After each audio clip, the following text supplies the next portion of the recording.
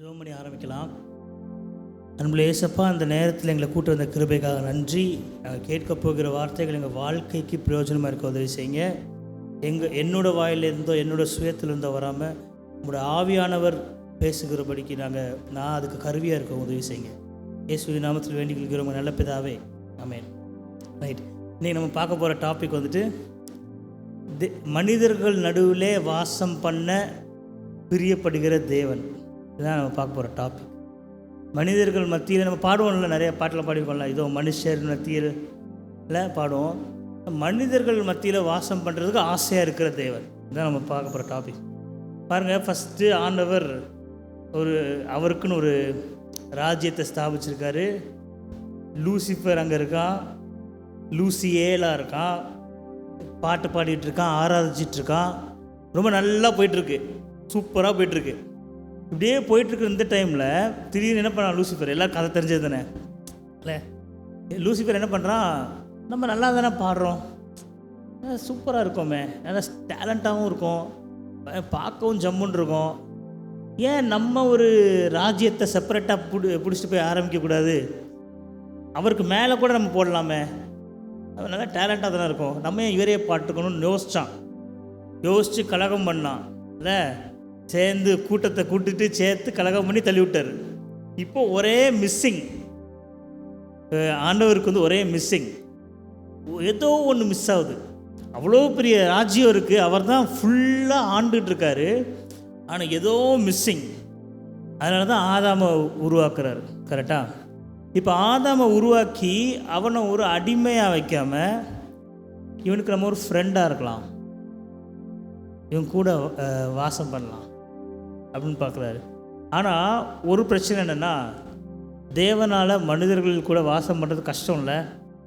அவருக்கு இருக்கிற பவருக்கு, அவருக்கு இருக்கிற கெத்துக்கு நம்ம கூட உட்கார முடியாது. ஆனால் எவ்ரி ஈவினிங், எல்லா சாயங்காலமும் போயிட்டு ஆதாம் கூட ஏவாள் கூட வாக்கிங் போகிறார். கரெக்டாக? ஆதியாகமம் 3:8 இந்த இடத்துல தான் ஃபஸ்ட்டு குறிப்பிடப்பட்டிருக்கு. ஏன்னா இது ஒரு நார்மலாக நடக்கிற விஷயம். பகலின் குளிர்ச்சியான வேளையிலே தோட்டத்தில் உலாவுகிற தேவனாகிய கர்த்தருடைய சத்தத்தை அவர்கள் கேட்டார்கள். அப்பொழுது ஆதாமும் அவன் மனைவியும் எங்கே போச்சு, தேவனாகிய கர்த்தருடைய சந்நிதிக்கு விலகி தோட்டத்தின் விருட்சங்களுக்குள்ளே ஒளித்து கொண்டார்கள். ஃபஸ்ட்டு தப்பு பண்ணுறாங்க, சரியா? அவ்வளோ நாள் நல்லா ஜாலியாக போய்ட்டு இருந்தது. ஃபஸ்ட்டு தப்பு பண்ணதும் அவங்களுக்கே தோணிருச்சு, பிரச்சனை பண்ணிட்டோம், சாப்பிடும்போது டேஸ்ட்டாக இருந்திருக்கும், ஒரு கடி தானே கடிப்போம், ஒய்ஃப் சொல்கிறாளேன்ட்டு ஆதாம் கடிச்சாச்சு. கடிச்சப்புறம் பார்த்தா சரி ஒரு கடி கடிச்சிட்டோம்ல, இன்னொரு கடி கடிப்போம், கடிச்சிருப்பார்ல, சரி அதான் 2 கடி கடிச்சாச்சே, மொத்த பழத்தையும் முடிச்சிருப்பாரா, சரி அதான் பழத்தை சாப்பிட்டாச்சே, இன்னொரு பழம் டேஸ்ட் பண்ணுவோம், இன்றைக்கி தான் சான்ஸு, ஒரு தடவை தப்பு பண்ணுறோம் மொத்தமாக பண்ணிடுவோம். எத்தனை பேருக்கு தோணியிருக்கு? சின்ன தப்பில் ஆரம்பிப்போம், அதான் இதை பண்ணிட்டோமே இதையும் பண்ணுவோம், அப்படி பண்ணுவோம்ல. அதே தான் ஆதாம்க்கு ஏவாளுக்கும் பண்ணியாச்சு. பண்ணி முடிச்சப்புறம் ஈவினிங் சாயங்காலம் ஆகுது. என்னாச்சு, தோட்டத்தில் உலாவுகிற தேவனுடைய சத்தத்தை கேட்டார்கள். அப்போ தான் ஞாபகம் வருது, ஐயையோ என்ன பண்ண அப்படின்னு சொல்லிட்டு மரத்துக்கு நடுவில் போய் ஒளிறாங்களாம் இவர்கள். சரியா? இப்போ இதில் என்ன நம்ம பண்ணோம், நம்ம நிறைய நினைப்போம், வாக்கிங் போனார் கூட நினைப்போம். ஆதாம் தேவனை பார்க்கல, உலாவுகிற தேவனாகிய கர்த்தருடைய சத்தத்தை தான் கேட்குறாங்க, தேவனை பார்க்கல. ஏன்னா நமக்கு தெரியும்ல, தேவனை யாரும் பார்க்க முடியாது டைரெக்டாக இல்லை. ஸோ சத்தத்தை கேட்டுட்டு அவருக்கு தெரியும், ஓ கூட நடந்து வராரு, நம்ம கூட தான் வராரு, ஏன்னா உலாவுகிற சத்தம் கேட்குது. ஸோ டெய்லி அவர் கூட இருக்கிறதுக்கு தேவன் ஆசைப்பட்டிருக்காரு. ஆதாம் தப்பு பண்ணான்னு அவருக்கு தெரியுமா இல்லையா? காலங்காத்தால் போய் தூங்கிட்டு இருக்கும்போதே ஏவாள் சாப்பிட்டுட்டா, இவனுக்கு கூட போய் சாப்பிட்டா தெரியுமா தெரியாதா? தெரியும். ஆனாலும் இவர் ஈவினிங் வாக்கிங் வந்திருக்காரு. ஒளிஞ்சது யார்? இவங்க தான். அவர் ஒளியவே இல்லை. அவர் இன்னைக்கு சாப்பிட்டானுங்கள, இன்றைக்கி நம்ம போகணும் அப்படின்னு யோசிச்சாரா? சூப்பரில். இதே மாதிரி ஆதாம் மிஸ் பண்ணிட்டார். எதனா, அவர் வாக்கிங் வந்தாலும் இவர் ஒளிஞ்சு, என்னப்பா ஆதாம் எங்கே இருக்க அப்படின்னு கேஷுவலாக கேட்பார். அப்படியாது, ஐயா தப்புன்ட்டேயா, ஒரு மாதிரி கில்ட்டாக இருக்குது அப்படி கூட சொல்ல. நீங்கள் கொடுத்தீங்க பாருங்க ஒரு ஒய்ஃபு, என்ன பண்ணா தெரியுமா அப்படி கேட்டார். கொழுப்பு. சரி அவள்கிட்டையாவது போய் கேட்போம், அவள் தானே பறிச்சது, என்ன அவள் பண்ண அப்படின்னா, பாம்புன்னு ஒன்று எதுக்கு உருவாக்குனீங்க? ஃபுல் அட்வைஸ் இவருக்கு. ஸோ இவர் டென்ஷன். ஏன்னா இவருக்கு அவங்க கூட நடக்க பிடிக்குது, அவர் கூட வாக்கிங் போக பிடிச்சி வர்றாரு. இவனுங்க போய் சொல்லி அதை அப்படியே அவர் மேலே நம்ம பண்ணுவோம், நிறையா நம்ம மேலே தப்பு இருக்குன்னு தெரிஞ்சும் அப்படியே வேறு யார் மேலேயே போட்டு அப்படியே இது பண்ணுவோம். இப்போ மேனிப்புலேஷன், சரியா? அதுக்கு பேர் இது நிறையா இவங்க பண்ணுறாங்க. யாருக்கு? கடவுளுக்கே. கடவுளே மேனிப்புலேட் பண்ண பார்க்குறாங்க. நம்மளும் பண்ணுவோம். ஏன் கடவுளே இப்படி பண்ணீங்க அப்படின்னு கேட்போம். ஆனால் அதுக்கு முன்னாடி நம்ம ஏதோ பண்ணியிருப்போம். ஓகே. ஸோ இப்படி ஆண்டவர் ஆசைப்பட்டதை கூட கொடுக்கல. ஸோ ஆண்டவர் மனுஷங்களுக்கு நடுவில் நடக்கிறதுக்கு ஆசைப்பட்டிருக்காரு, கொடுக்கல. ஸோ இப்போ ரொம்ப மிஸ்ஸிங், ரொம்ப டென்ஷன் ஆயிடுச்சு. ஆதாமிய வலையும் துரத்தியாச்சு. இப்போ யாருமே இல்லை. லூசிஃபருக்கு அடுத்து தனியாக இருந்தார், ஆதாம் அனுப்பிட்டு தனியாக இருக்கார். யாருக்கு கஷ்டம் சொல்லுங்கள்? இது மனுஷனோட கஷ்டம் கிடையாது, தேவனோட கஷ்டம். எல்லாத்தையும் உருவாக்கிட்டு எல்லாத்துக்கும் ராஜாவாக இருக்கார், எல்லாத்தையும் ஆள்றவராக இருக்கார், ஆனால் தனிமையில் இருக்கார். யோசிச்சு பார்த்துருக்கீங்களா? எவ்வளோ பணம் வச்சுருந்தாலும் தனிமையில் இருக்கிறது தான் ஒரு மனுஷனோட ரொம்ப கஷ்டமான ஒரு விஷயம், தெரியுங்களா? தனியாக இருந்து பார்க்குறது தான் ரொம்ப கஷ்டமான விஷயம். கடவுளே தனியாக இருக்கார், எவ்வளோ கஷ்டம். அவர் ஹர்ட் ஆகிருக்கும்ல. அதனால தான் ஒரு 4000 வருஷம், 4 வருஷம் கிடையாது, 4000 வருஷம் தனிமையாக இருந்துட்டு யாத்திராகமம் 25:8 எகிப்தில் எல்லாரையும் தூக்கிட்டு வந்துட்டார். எல்லாரையும் கூப்பிட்டு வந்துட்டு வனாந்திரத்தில் கூப்பிட்டு வந்து டைரெக்டாக கானானுக்குள்ளே போயிருக்கலாம். ஆனால் இவருக்கு ஆசை இவனை கூடயே இருக்கணும். 40 வருஷம் இவங்க கானானுக்கு அப்படி நடந்து போயிட்டு இருக்கும்போது இவங்க கூடவே போகணும் ஆசை இல்லை? எவ்வளோ வருஷம் ஆச்சு இவர் ஃப்ரெண்ட்ஸ் இருந்து. ஸோ அதில் சொல்கிறாரு, அவர்கள் நடுவிலே நான் வாசம் பண்ண, நான் தங்கியிருக்கணும், எனக்கு ஒரு பரிசுத்த ஸ்தலத்தை உண்டாக்குவார்களாக. யூஸாமல்ல, அவங்க நடுவில் நான் வாசம் பண்ணோம். அதனால் நான் சும்மா வந்து வாசம் பண்ண முடியாது. நான் ஒரு ஒயிட் ஷர்ட் போட்டு, நான் சும்மா ஒயிட் ஷர்ட் போட்டேன், இதுக்கு தான் போட்டேன்னு சொல்லக்கூடாது. ஒயிட் ஷர்ட் போட்டு நேராக போய் சாக்கடையில் உட்கார முடியாது. என்ன வேறு ஒரு மஞ்சள் கலர் ரெட் கலர் ட்ரெஸ் போட்டிருந்தா அப்படி உட்காந்துடலாம். ஒயிட் ஷர்ட் ஒயிட் பேண்ட் போட்டால் சேரை லைட்டாக துடைப்போம்ல, துடைப்போமா இல்லையா? இல்லை வெள்ளை சாரி கட்டினா லைட்டாக அப்படி க்ளீன் பண்ணுவீங்கள்ல, ஏன்னா அழுக்கு போகாது. பரிசுத்தமாக இருக்கிற தேவன் வந்து நமக்கு நடுவில் டப்புன்னு வாசம் பண்ண முடியாது. பாவத்துக்கு நடுவில் கொஞ்சம் க்ளீன் ஆகணும், கரெக்டாக? அதனால தான் அவர் சொல்கிறாரு, ஒரு பரிசுத்த ஸ்தலம், ஒரு பரிசுத்த இடத்த எனக்காக கொஞ்சம் உண்டாக்கு, அதில் வந்து நான் வாசம் பண்ணுறேன். எதுக்காகனா, நான் அவர்கள் நடுவில் வாசம் பண்ணுறதுக்கு. நீ எனக்கு வீடு கட்டி நான் வந்து அங்கே உட்கார்றது கிடையாது, நான் அவங்களுக்குள்ளே வந்து உட்காரணும். எனக்கு சுற்றி அடி மக்கள் இருக்கணும், எனக்கு ஃப்ரெண்ட்ஸ் இருக்கணும், ஜாலியாக இருக்கணும். இப்படி அவர் ஆசைப்படுறாரு. அப்படியே 29வது அதிகாரம் 45 வசனத்தில் பார்த்தோன்னா, இஸ்ரவேல், அவர் சொல்கிறார், இஸ்ரவேல் புத்திரரின் நடுவே நான் வாசம் பண்ணி அவர்களுக்கு தேவனாக இருப்பேன். ஒரு சிங்காசனத்தில் உட்காந்து என்ன அங்கே அப்படி கிடையாது, நான் நடுவில் வந்து உட்காந்துட்டு அவர்களுக்கு தேவனாக இருப்பேன். அப்படின்னா யாருனாலும் அவரை போய் ஆக்சஸ் பண்ணலாம், யாருனாலும் அவர்கிட்ட என்ன வேணாலும் பிரச்சனையை கொண்டு போகலாம், நான் அவருக்கு தேவனாக இருப்பேன் அப்படி சொல்கிறார். ஸோ அவரே மக்களை செலக்ட் பண்ணுறாரு, இவங்களுக்கு நான் தேவனாக இருக்க போகிறேன்னு. இஸ்ரவேல் மக்களை அவரே அவங்களுக்குள்ளே போய் வாசம் பண்ணி தேவனாக இருக்கார். அதே நேரத்தில் எக்கச்சக்க எகிப்தியர்கள் இருந்தாங்க. இந்த பக்கம் போனால் வேறு நிறைய மக்கள் வந்து சண்டை போட்டாங்கல்ல. எல்லாருக்கும் கடவுள்கள் இருக்காங்க. ஆனால் உண்மையான தேவன் என்ன பண்ணுறாரு, நான் உள்ளே வரேன், நீ என்ன உருவாக்க வேண்டாம், நீ என்ன கூப்பிட வேண்டாம், நான் வரேன், எனக்கு இடம் ரெடி பண்ணுப்பா, நான் வரேன் அப்படி சொல்கிறாரு. இவங்க ரெடி பண்ணி கூப்பிடல. இப்போ பாருங்கள், ஒரு மரம் இருந்துச்சுன்னா சட்டாரமாக போய் ஏதோ ஒரு இது கட்டிடுவாங்க, ஒரு பாவாடை மாதிரி கட்டி வச்சுருவாங்க எல்லோ கலரில். இவங்க தான் பண்ணுவாங்க, கரெக்டாக? உடனே என்ன பண்ணிகிட்ருப்பாங்க, எப்படியே கடவுள் வந்துடாதான். ஆனால் இவர் சொல்கிறாரு, எனக்கு பண்ணு, நான் வரேன் அப்படி சொல்கிறார். ஓகே. ஸோ அது வந்துட்டு இங்கே நடக்குது. அப்புறம் லேவியர் ஆகமத்தில் 26 அதிகாரம் 11-12 இருக்குது, உங்கள் நடுவிலே என் வாசஸ்தலத்தை ஸ்தாபிப்பேன், என் ஆத்மா உங்களை அரோசிப்பதில் என்ன அப்படி இப்படி வைக்கிறது, தள்ளி வைக்கிறது, அப்படி பண்ணுறதில்ல, நான் உங்கள் நடுவிலே வாசஸ்தலத்தை ஸ்தாபிப்பேன். ஏன்னா நீங்கள் எனக்கு ஸ்தாபிக்கலைன்னாலும் நானே ஸ்தாபிச்சுக்குவேன். அப்புறம் என்ன, நான் அவர்களுடைய நெக்ஸ்ட் வசனத்தில் 12 வசனத்தில் இருக்கும், நான் உங்கள் நடுவிலே உலாவி உங்கள் தேவனாக இருப்பேன். ஸோ உள்ளே வந்து என் வாசஸ்தலத்தில் மட்டும் நான் உட்கார மாட்டேன், உங்கள் நடுவில் நான் அப்படியே உலாவேன். யாருக்காவது செக் பண்ணுறது, எல்லாம் அங்கே தப்பு இருக்கா, ஏதாவது பிரச்சனை இருக்கா, நல்லா போயிட்டுருக்கா, அப்படியே உலாவி பார்ப்பாரா. அவர் நமக்கு தேவனாக இருப்பாரா, நீங்கள் என் ஜனமாக இருப்பீர்கள், நம்ம அவரோட ஜனமாக இருப்போமா. இந்த மாதிரி இஸ்ரவேலர்களுக்கு ஒரு ப்ரிவிலேஜ். ஆதாமுக்கு விட்டது தனியாக இருந்துட்டு எவ்வளோ கொடுக்க முடியுமோ அவ்வளோ அன்பு. அவருக்கு இங்கே கீழே வந்து உட்காரணும்னு அவசியமே கிடையாது. அவருக்கு எவ்வளோ பெரிய இடம் இருக்குது. ஃபஸ்ட்டு ஆதாமுக்கு வந்து அந்த காட்டுக்குள்ளே வந்து நடந்துகிட்ருக்காரு. அடுத்து இங்கே வனாந்தரத்தில் வந்து இவங்க கூட நடந்துக்கிட்டு இருக்காரு. நைட் ஆச்சுன்னா அக்னி ஸ்தம்பமாகி கூடயே வராரு, பகலாச்சுன்னா மேகமாகி கூடயே வராரு. அவருக்கு இது ஃபுல் டைம் ஜாபாக பண்ணுறாரு கூட இருக்கிறத. ஸோ இப்படி அவருக்கு வந்து ரொம்ப ரொம்ப மனுஷங்களுக்குள்ளே நடக்கிறதுக்கு பிடிச்சிருக்கு. ஆனாலும் இவங்க விட்டு போயிடுவானுங்க இல்லை, ஆசிரிப்பு கூட வச்சானுங்க. ஆனால் மக்கள் இந்த பக்கம் வெளியே வந்து வேற என்னமோ பண்ணிருப்பாங்க. இவரும் சொல்லி பார்ப்பார், இங்கே பாருங்கள், நான் ஆபிரகாமுக்கு சொன்ன ஒரு காரணத்துக்காக நான் விட்டுக்கிட்டு இருக்கேன், அமைதியாக இருங்க சொல்லுவார். கேட்குறது கிடையாது. ஒரு அடியை போடுவார், கேட்குறது இல்லை. அதனால் இதுக்கு கீழே உள்ள வசனத்தை நீங்கள் வீட்டில் போய் வாசிச்சு பாருங்கள். 13ஆம் வசனத்தை அப்படி போயிட்டீங்கன்னா அப்படி 41ஆம் வசனத்தில் வார்னிங் இருக்கும்.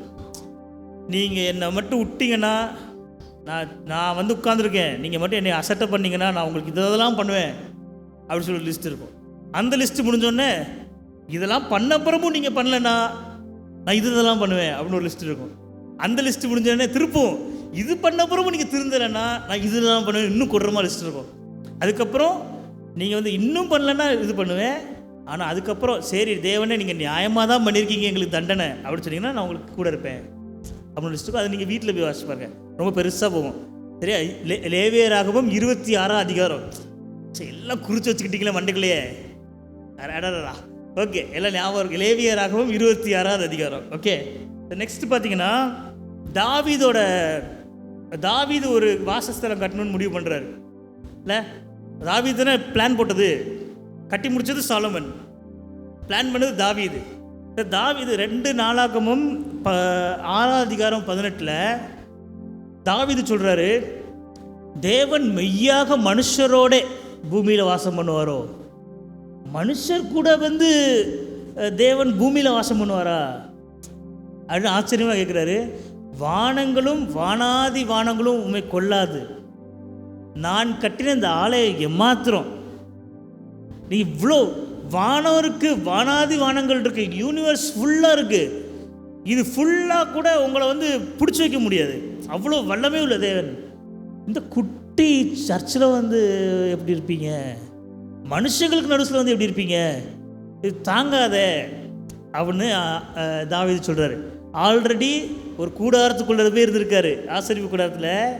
இங்கே இவர் சர்ச்சு சும்மா சர்ச்சு கிடையாது, நம்ம சர்ச்சு கிடையாது, இவர் கட்டினதெல்லாம் பயங்கரமாக கட்டினார் இல்லை. இந்த காலத்தில் அந்த சர்ச்சை கட்டவே முடியாது, அவர் கட்டின தேவாலயத்தை கட்டவே முடியாது யாராலையும். திரும்ப சாலமோன் கட்டி முடிச்சதை ரிப்ளிகேட் பண்ணுறதுக்கு முடியவே முடியாது. அவ்வளோ தங்கத்தை சேர்க்கணும், அதுக்கு காசு எடுக்கணும், எல்லாம் உலகம்லாம் எதிராயிரும் இல்லை. என் காசெல்லாம் கொண்டு போய் அங்கே போடுறேன்னு அதை கட்டவே முடியாது. அந்த ஆலயத்தை சொல்கிறாரு, நான் கட்டின இந்த ஆலயம் எம்மாத்திரம், உங்களை வானங்களும் கொள்ளாது அப்படின்னு சொல்லி ஆச்சரியப்படுறாரு. இப்போ தாவீதுக்கும் புரியுது, என்னடா நம்ம இவருக்கு ஒரு ஆலயம் கட்டலான்னு நினச்சா சரி நாங்கள் வந்து உட்கார்றேன் தங்குறேன்றாரு. யாராரு இவ்வளோ பெரிய ஆள் எப்படிடா இங்கே வந்து தங்க முடியும் அப்படின்னு ஆச்சரியத்தில் உட்காந்துருக்காரு. ஸோ அதனால் இங்கே பாருங்கள், ஃபஸ்ட்டு ஆதாம்கிட்ட விட்டார், போச்சு. இங்கே மோசேட்ட வந்து சொல்கிறாரு, அதுலேயும் மக்கள் பிடிச்சி அடித்து நொறுக்கிட்டு இருக்காங்க. அடுத்து தாவீது கட்டுறேன்னு திருப்ப வர்றாரு. அவ்வளோ ஆசை அவருக்கு, கூட வந்திருக்கணும்.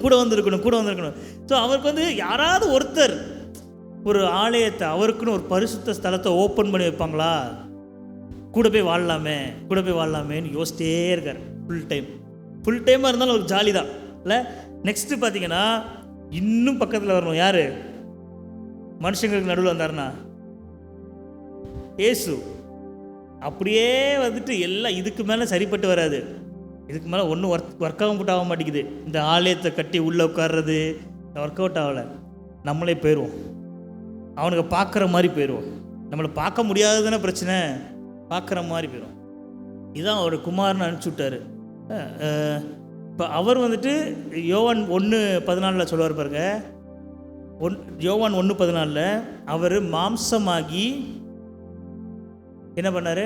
யோவான் 1:14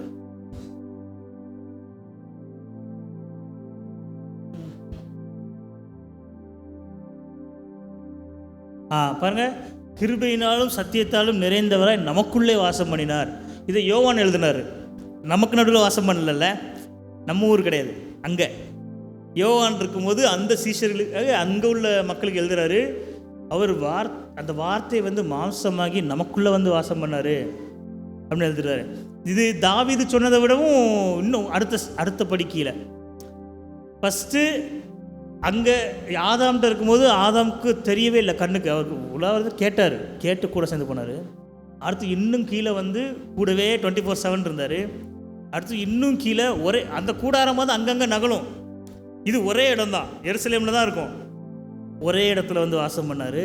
அடுத்தது பாருங்கள், மனுஷனாகவே ஒவ்வொரு படி கீழே இறங்கிட்டே இருக்கார் ஆண்டவர். ஒரு 6000 வருஷமாக ஆண்டவர் ஒவ்வொரு ஸ்டெப்பாக கீழே இறங்கி வந்துட்டுருக்காரு. இயேசுவா வரும்போது அப்படியே இங்கே நம்ம இருக்கிற எந்த லெவல்லையும் இல்லை, நம்ம எல்லாத்த விட லோவஸ்ட் கிளாஸில் பிறந்தார். நம்ம எல்லாத்த விட லோவஸ்ட் கிளாஸ், பணமே கிடையாத குடும்பம், ஏழையாக இருக்கிற குடும்பம். அங்கே கார்பெண்டர்னால் ரொம்ப இப்போ கூட நமக்கு நிறைய வேலை கிடைக்கும். அப்போ என்ன பண்ணுவாங்க? கார்பெண்டரு எக்கச்சக்க கார்பெண்டர் இருப்பாங்க. இவங்களே பண்ணி இங்கே பாருங்க டேபிள் செஞ்சு அந்த மாதிரி ஒரு லோவஸ்ட் கிளாஸ். ஏன்னா இவர் போட்டிருந்த ட்ரெஸ் எல்லாம் ரொம்ப சீப்பஸ்ட் க்ளோத்ஸ். நம்ம படத்தில் வரையும் போது நல்லா வெள்ளை அழகாக போட்டிருக்கோம். அந்த மாதிரிலாம் அவருக்கு ட்ரெஸ் கிடையாதுங்க. So lowest class of family. ஏன் பாருங்கள், ஒரு ஹோட்டலில் தங்குறதுக்கு எக்ஸ்ட்ரா காசு கொடுத்தா உள்ளே விட்ருவான். இவங்க மாட்டுத்தொழுவத்தில் போய் குழந்தை பிறக்க வைப்பாங்க. யாராவது பண்ணுவோமா? அப்படி குழந்தை பிறக்க போதுன்னா மாட்டுத்தொழுவத்துக்கு கூட்டு போவோமா? இல்லை. ஆனால் அந்த கம்ஃபர்ட்டில் கூட அவங்களால வாழ முடியும். அந்த மாதிரி ஒரு குடும்பத்தில் பறக்கிறாரு. லோவஸ்ட்டாக பறந்து மனுஷர்களுக்கு நடுவில் அவர் நடக்கிறாரு. சும்மா நடக்காமல் அப்படியே போகிற வழியில் அற்புதம். இந்த பக்கத்தில் என்ன கண்ணு தெரியல, வாங்க ஓகே டன், என்ன நடக்க முடியாமல் என்னப்பா எழுச்சிக்கோ எப்படி போகிற வழியில் எக்கச்சக்க அற்புதம் பண்ணுறாருல. பண்ணி எதுக்காக பண்ணுறாரு? கடைசியில் இதுக்கு மேலே நமக்கும் அவருக்கும் டிஸ்டன்ஸ் இருக்கக்கூடாது, நம்ம உயிரை கொடுக்கலாம் அப்படின்னு லெவலுக்கு போயிட்டார். உயிரை கொடுத்து நம்மளை மீட்டுக்கிட்டார். ஆனால் இவர் ஒரு இது பண்ணுறாரு, ஒரு ப்ராமிஸ் பண்ணுறாரு. யோவான் 14:16 17 வசனத்தில் இருக்கும். நான் பிதாவை எல்லாருக்கும் டவுட் ஆயிடுச்சு. நீங்கள் போயிட்டீங்கன்னா நாங்கள் என்ன பண்ணுவோம்? இவ்வளோ நாள் எங்கள் கூட இருந்தீங்க, போயிட்டீங்கன்னா நாங்கள் என்ன பண்ணுவோம்? அவருக்கு மட்டும் ஆசையாக என்ன நம்ம இவங்களை விட்டு போகணுன்ட்டு கூடவே இருக்கிறதுன்னு அவர் பிளானிங். அவர் சொல்கிறாரு, நான் பிதாவை வேண்டிக் கொள்ளுவேன், அப்பொழுது என்றென்றைக்கும் உங்களுடனே கூட இருக்கும்படிக்கு சத்திய ஆவியாகிய வேறொரு தேற்றவாளனை அவர் உங்களுக்கு தந்தருளுவார். உலகம் அந்த சத்திய ஆவியானவரை காணாமலும் அறியாமலும் இருக்கிறபடியினால் அவரை பெற்றுக்கொள்ள மாட்டாது. அவர் உங்களுடன் வாசம் பண்ணி உங்களுக்குள்ளே இருப்பதால் இன்னொரு ஸ்டெப் டவுன், நீங்கள் அவரை அறிவீர்கள். ஸோ அடுத்த ஸ்டெப்பு, இன்னொரு ஸ்டெப்பு கீழே இருந்தாலும் இறங்கிடுவார் போல. இறங்கி கூட இருக்கிறத விட்டுட்டு உள்ளே வந்திருக்கார். இப்போ இவர் என்ன பண்ணுறாருன்னா 16 வருஷத்தில் என்ன போட்டிருக்கு? அவர் வந்துட்டு சத்திய ஆவியானவர் உங்கள்கிட்ட நான் வந்து வேண்டிக் கொள்கிறேன், தேற்றரவாளனாக இருப்பார். கூட வந்து நம்மளை கம்ஃபர்டர் கூட வந்து நம்மளை கம்ஃபர்ட் பண்ணுவார். நீங்கள் ஒன்றும் இல்லை, கவலைப்படாத. எத்தனை பேர் அனுபவிச்சிருப்பீங்க அதை இல்லை? எத்தனை பேர் பிரச்சனை வரும்போது கூட ஒருத்தர் உட்காந்து பேசுகிற மாதிரி அனுபவிச்சிருப்பீங்க பரிசுத்த ஆவியானவரை. ஸோ அந்த மாதிரி தேற்றரவாளனை உங்களுக்கு அனுப்புகிறாரு. இவர் எவ்வளோ நாள் நம்ம கூட இருப்பார்? எவ்வளோ நாள்? ஆரம்பித்து 15 நிமிஷம் தான் ஆச்சு, அதுக்குள்ளே தூக்கம் வந்துட்டு. ஒரு மனுஷனுக்கு கான்சன்ட்ரேஷன் டைம் 22 நிமிஷம். ஸ்கூலில் டீச் பண்ணும்போது 22 நிமிஷத்துக்கு அப்புறம் நாங்கள் டீச்சராக இருக்கும்போது ஒரு ஆக்டிவிட்டியை மாற்றணும், அப்போ தான் பசங்க ஃப்ரெஷ்ஷாக இருப்பாங்க. இங்கே 15 நிமிஷத்துக்கு தூக்கம் வந்தால் நான் எங்கே போய் ஆக்டிவிட்டி தேட உங்களுக்கு? பாருங்க, இவர் வந்து எவ்வளோ நாள் நம்ம கூட இருப்பார்? என்றென்றைக்கும்.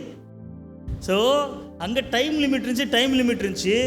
இவர் வேற ப்ராமிஸ் பண்ணிட்டார். இப்போ பாருங்கள், ஆண்டவர் ஒரு ப்ராமிஸ் பண்ணால் அதை எடுத்துறதே கிடையாது.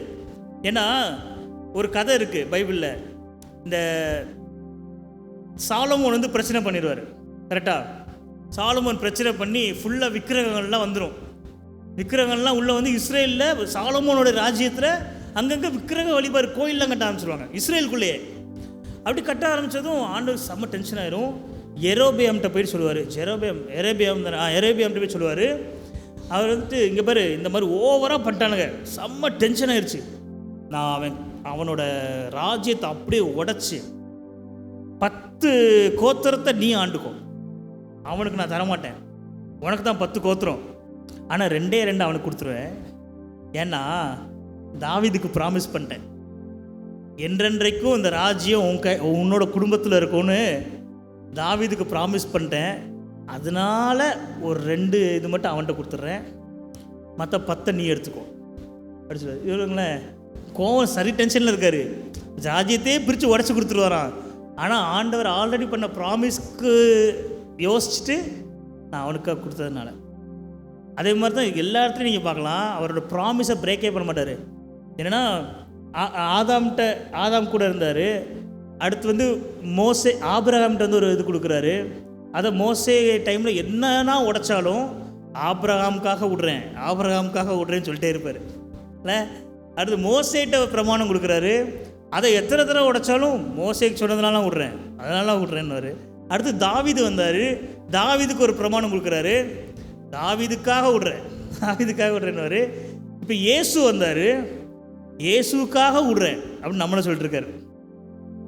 பரிசுத்தாவியானவர் உள்ளே இருக்கார், என்றென்றைக்கும் உங்களுக்குள்ளே வாசம் பண்ணுவார்னு ப்ராமிஸ் பண்ணிட்டார். கரெக்டாக ப்ராமிஸ் பண்ண ஒரு காரணத்துக்காக நம்ம என்ன பண்ணாலும் அந்த ஆவியை மட்டும் எடுக்காமல் வச்சுருக்காரு. பரிசுத்தாவியானவரை மட்டும் எடுக்காமல் வச்சுருக்காரு. அங்கே கொடுத்தாரு பாருங்க, 10 பங்கு உனக்கு, 2 பங்காவது இருக்கட்டும் அப்படின்ற மாதிரி நம்மளுடைய வரங்களை தூக்கிடுவார். நம்ம தப்பு பண்ண நமக்கு கொடுக்கப்பட்ட வரங்கள் காணாமல் போயிட்டே இருக்கும். ஆனால் அந்த ஆவியானவர் உள்ளே இருப்பார். அது ஒரு வாக்குத்தத்தன்றதுனால அதனால் எஸ்கேப் ஆகிட்டுருக்கோம். எதுக்கு?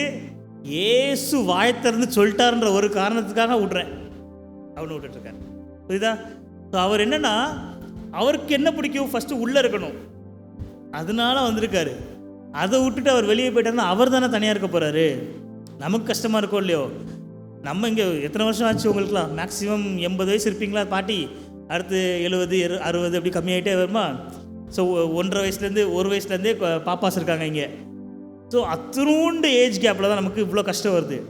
அவர் 6000 வருஷமும் இந்த கஷ்டம் தான் பண்ணிட்டுருக்காரு. ஹர்ட் ஆகிறது, லோன்லியாக இருக்கிறது, கூட யாரும் சப்போர்ட்டுக்கு வராது, யார்கிட்ட போய் பேசினாலும் அவங்க நல்லா தள்ளி விட்டு போயிடுறது. சரி, இவன் நமக்காக உட்காந்துருப்பான் அப்படின்னு நினச்சிட்டே இருந்தால் சடான கடைசி நேரத்தில் இப்போ அந்த பக்கம் அப்படி தள்ளி விடுறது. இப்படி நமக்கு என்னெல்லாம் மனுஷங்க பண்ணுறாங்களோ அது 6000 வருஷமாக தேவனுக்கு நம்மலாம் சேர்ந்து பண்ணிட்டு தான் இருக்கோம், ஆதாம்லேருந்து இன்னைக்கு வரைக்கும். அதனால தான் அவர் என்ன பண்ணுறாருன்னா, இவனுக்கு விட்டாலும் பரவாயில்ல, நம்ம விடாமல் இருப்போம் அப்படின்னு பிடிச்சிட்டே இருக்கார். என்ன ஆனாலும் பரவாயில்ல, எங்கே போனாலும் பரவாயில்ல, சட்டுன்னு திரும்பி பார்த்தீங்கன்னா ஆண்டவர் நின்றுட்டே இருப்பார். எங்கடா போனேன், வாடா உனக்கு கூப்பிட்றது இல்லை. கரெக்டாக இல்லையா? யாரெல்லாம் எக்ஸ்பீரியன்ஸ் பண்ணியிருக்கீங்க? இதை யாரும் பண்ணதில்லை நினைக்கிறேன். யார் பண்ணியிருக்கீங்களா இல்லையா? பண்ணியிருக்கீங்கல்ல. ஸோ அதுதான் சொல்கிறாரு, அவர் என்றென்றைக்கும் உங்களோட கூட இருக்கும்படிக்கு ஒரு ஃபஸ்ட்டு என்ன, சத்திய ஆவி, அவர் தேற்றரவாளன். நெக்ஸ்ட்டு 17ஆம் வசனத்தில் அந்த சத்திய ஆவியானவரை வேறு யாரும் பார்க்காததுனால அவங்களுக்கு கிடைக்க மாட்டாங்க. ஆனால் அவர் உங்களுடனே வாசம் பண்ணி உங்களுக்குள்ளே இருப்பதால் நம்மளோடையும் இருக்கார், நமக்குள்ளேயும் இருக்கிறதால நீங்கள் அவரை அறிவீர்கள் அப்படி சொல்கிறாரு. இது ரொம்ப பியூட்டிஃபுல்லான பிளேஸ். இப்போ 1 கொரிந்தியர் 6:19-20 பார்க்கலாம். 6ஆம் அதிகாரம் 19 வச்சு பார்த்தீங்கன்னா, உங்கள் சரீரமானது நீங்கள் தேவனாலே பெற்றும் உங்களில் தங்கியும் இருக்கிற பரிசுத்த ஆவியினுடைய ஆலயமாயிருக்கிறது என்றும் நீங்கள் உங்களுடையவர்கள் அல்ல என்றும் அறியீர்களா? உங்களுக்கு தெரியாதா? நீங்கள் வந்துட்டு அவருடைய ஆலயம்னு. அந்த பரிசுத்த ஆவியானவருடைய ஆலயம் நீங்கள் தான், உங்கள் சரீரம் தான், உங்கள் சரீரத்துக்குள்ளே தான் அவர் தங்கியிருக்காரு அப்படின்னு உங்களுக்கு தெரியாதா அப்படின்னு பவுல் கேட்குறாரு. அப்படி நெக்ஸ்ட் வருஷத்தை பார்த்தீங்கன்னா, கிரயத்துக்கு கொல்லப்பட்டீர்களே, உங்களை நான் காசு கொடுத்து வாங்கியிருக்கேன், உங்களுக்கு நான் விலை கொடுத்து வாங்கியிருக்கேன், ஆகையால் நீ தேவனுக்கு உடையவைகளாகிய நீங்கள் சரீரத்தினாலும் உங்கள் ஆவியினாலும் தேவனை மகிமைப்படுத்துங்கள். நம்ம ஆவியினால் மட்டும் தேவனை மகிமைப்படுத்தக்கூடாது, நம்மளுடைய சரீரமும் தேவனை மகிமைப்படுத்தணும். நம்ம சரீரமும் ஆவியும் சேர்ந்து தேவனை மகிமைப்படுத்தணும். ஏன்னா அவர் ஃபஸ்ட்டு ஒரு வாக்குத்தத்தம் கொடுத்தாரு பாருங்க. நான் சொன்னேன்ல, ஃபஸ்ட்டு எனக்கு ஒரு பரிசுத்த ஸ்தலத்தை உண்டு பண்ணுங்கள், நான் உங்களுக்குள்ளே அது வாசம் பண்ணுவேன்னு சொன்னார். இன்னொன்று சொன்னார், லேவியராகமம் 26:11 எடுங்க. திரும்ப லேவியராகமம் 26:11. லேவியராகமம் 26:11, உங்கள் நடுவில் என் வாசஸ்தலத்தை ஸ்தாபிப்பேன், என் ஆத்மா உங்களை ஆரோசிப்பதில்லை. இப்போது அவர் நம்மளை கட்டவே சொல்லலை, இஸ்ரவேலருக்கு சொன்னார், நீங்கள் வாசஸ்தலத்தை உண்டு பண்ணுங்கள், பரிசுத்த ஸ்தலத்தை உண்டு பண்ணுங்கள், நான் வந்து அங்கே இருக்கேன், உங்களுக்கு தேவனாக இருப்பேன்னு. இது யாருக்கா இருக்கும் தெரில, அப்போவே சொல்ல வார்த்தை, உங்கள் நடுவிலே என் வாசஸ்தலத்தை ஸ்தாபிப்பேன் அப்படின்னு அவர் சொன்ன வசனத்தை நம்ம மூலமாக நிறைவேற்றுறாரு. நம்மளையே பரிசுத்தமாக்கி நம்ம சரீரத்தையே அவருக்கு ஆலயமாக்கி நமக்கு உள்ளே வந்து உட்கார்ந்துருக்காரு. இதே மாதிரி ஒரு ஆசீர்வாதம் வேறு எந்த சந்ததிக்கும் இல்லை நமக்கு முன்னாடி.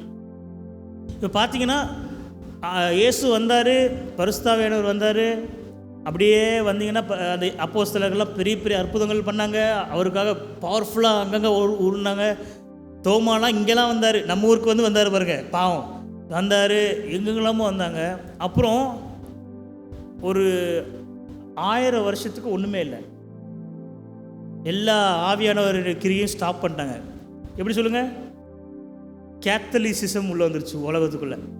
ஆவியானவர் இல்லவே இல்லை, இல்லவே இல்லாமல் திடீர் திரும்ப ஒரு 1400 அந்த வருஷத்தில் திரும்பவும் மார்ட்டின் லூத்தர் கிங் வராரு. வசனத்தை ஒழுங்காக படிப்போன்னு வராரு. அதை அப்படியே ஃபாலோ பண்ணிட்டே வராங்க. ஒரு 100 வருஷத்துக்கு முன்னாடி தான் திரும்ப ஆவியானவருடைய கிரியைகளை ஸ்டார்ட் பண்ணுறாங்க. ஆவியானவர்னால் பெரிய பெரிய பாஸ்டர்ஸ்க்கு தான், பெரிய பெரிய தீர்க்கதரிசிகளுக்கு தான் அப்படின்னு ஃபிக்ஸ் பண்ணிட்டாங்க. ஸோ சர்ச்சில் உள்ள மக்கள் வருவாங்க போவாங்க, இங்கே சொல்கிறதெல்லாம் கேட்பாங்க. இப்போ இங்கே ஸ்டேஜ்லேருந்து சொல்கிறது தப்பாக இருந்தாலும் அதை கேட்டு அதைபடியே நடப்பாங்க, கரெக்டாக இருந்தாலும் கேட்டு அதைபடியே நடப்பாங்க. எல்லாம் அப்படி போய்ட்டு இருந்துச்சு. ஆவியானவர் எல்லாருக்குள்ளேயும் ஊற்றப்படுவார். சபையில் எல்லாருமே ஆவியானவரால் நிரப்பப்பட்டிருக்கணும், எல்லாருமே ஊழியம் பண்ணணும், யார் தப்பு பண்ணாலும் கேட்கணும், யார் கரெக்டாக பண்ணாலும் பாராட்டணும், எல்லாம் சர்ச்சில் உள்ள எல்லாருமே அந்த பவரில் இருக்கணும் அப்படின்னு ஒரு 100 வருஷத்துக்கு முன்னாடி தான் தெரிஞ்சு பாருங்க. திரும்ப ஒரு 1000 வருஷம் ஆண்டவர் யாரும் ஏற்றுக்கவும் இல்லை, திரும்ப தனியாக தான் இருந்திருக்காரு. ஒரு 100 வருஷத்துக்கு முன்னாடி இருந்து நம்ம சந்ததியும் நமக்கு முந்தின ஒரு 2 சந்ததியும் தான் ஆவியானவரை ஏற்றுக்கொண்டிருக்கு. திரும்ப ஆவியானவர் என்ன பண்ண நினைக்கிறாரு? நமக்குள்ளேயே இருக்கணும். நம்ம ஆவியானவரை குட்டியாக பார்த்துருவோம். அவர் நடந்து வந்த ஸ்டெப்ஸ் தான் கீழே, அவர் பெரிய ஆள் தான். அதே ஆதாம் கூட வாக்கிங் போன அதே ஆண்டவர் தான் அதே மேகஸ்தம்பமாக அக்னி ஸ்தம்பமாக நடந்து போன இஸ்ரவேலர்களை பாதுகாத்த. யாருமே உள்ளே கூட போய் பார்க்க முடியாது, ஆசரிப்பு கூடத்தில் தேவாலயத்துக்குள்ளேயும் உள்ள மகா பரிசுத்த ஸ்தலத்துக்குள்ளே போக முடியாது. அவ்வளோ பெரிய ஆண்டவர் ஒரு வாசஸ்தலத்தை நமக்குள்ளே உருவாக்கி நமக்குள்ளே வந்து தங்கியிருக்கார். இதுதானே பெரிய ஆசீர்வாதம். ஸோ நம்ம சந்ததிக்கு கிடைச்ச ஆசீர்வாதம் இதுவரைக்கும் ஆதாம்லேருந்து நம்ம சந்ததிக்கு முன்னாடி வரைக்கும் கிடைக்கல. எவ்வளோ சூப்பர். அப்போ நம்ம எப்படி இருந்திருக்கணும்? முதல் தலைமுறை பரிசுத்த ஆவியானவர் பெற்ற முதல் தலைமுறை யார்? அந்த சீஷர்கள், அப்போஸ்தலர்கள். அவங்களோட வல்லமையில் நடந்திருக்கணும், அவங்களோட பவரில் இருந்திருக்கணும்.